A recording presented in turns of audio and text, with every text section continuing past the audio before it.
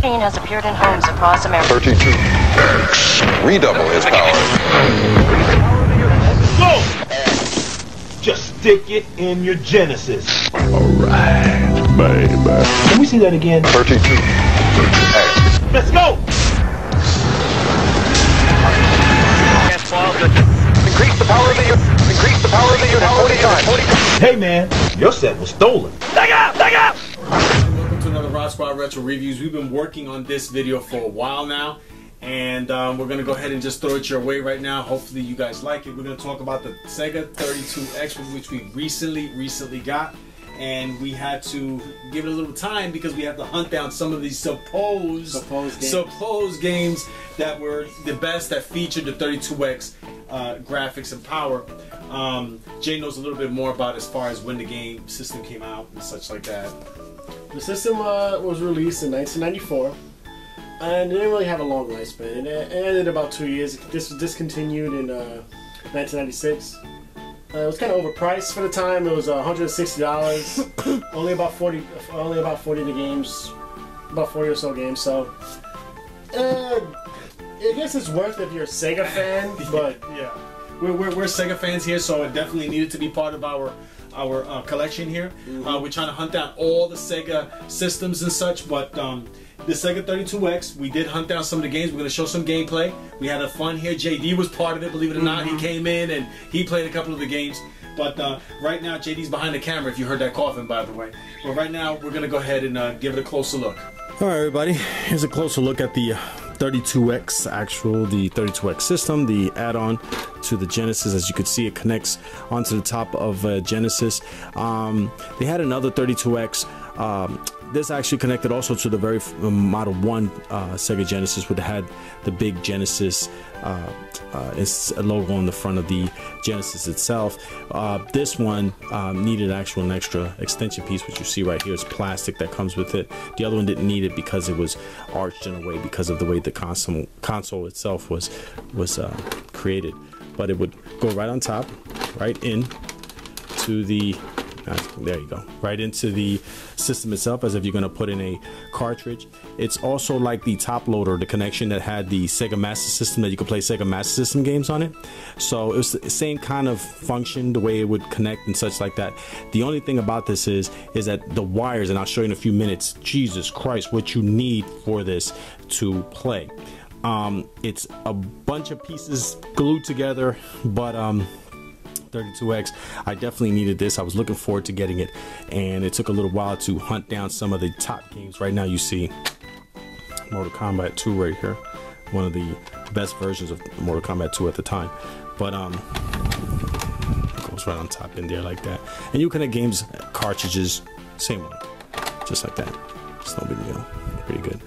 And that's it. They also had 32X Sega CD games that were compatible to the 32X, which supposedly gave it more power. Now the 32X, the history of it is a little interesting.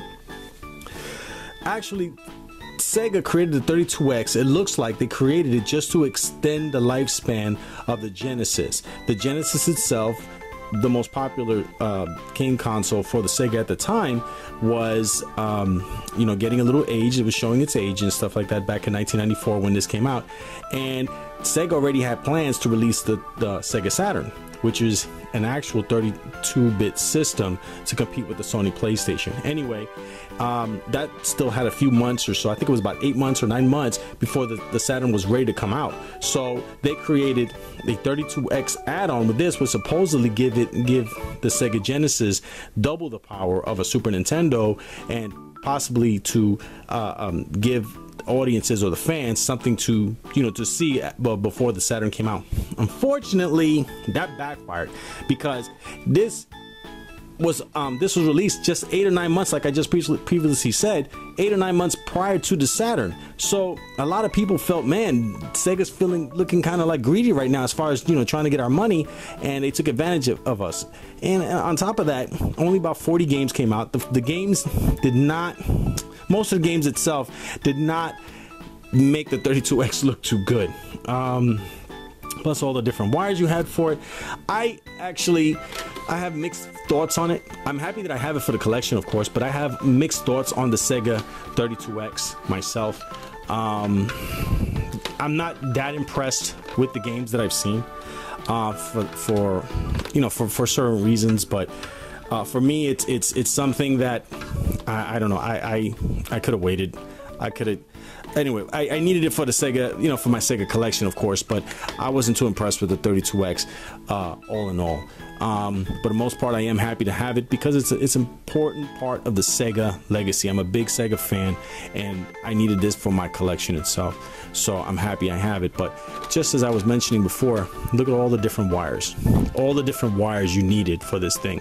And on top of that, if you had a Sega CD, you needed three adapters, 3 power adapters to power the whole system.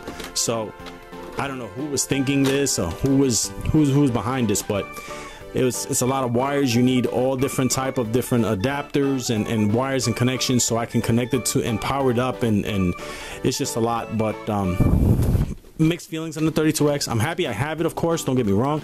I'm very happy I have it in our collection. It's an important piece of the Sega lore. But that's pretty much my thoughts on it right now. Especially at the time when it came out, they were asking about $160 for this thing. $160 for this. So, and it came with a game package with a game called Motocross, which definitely you'll see in a few minutes what it looked like. But that's our feelings here at RodzSquad Retro Reviews. We're really happy that we have it. It's a great part of the. It's a part of our collection because it's part of the Sega history. So we definitely wanted it. This is what it looks like.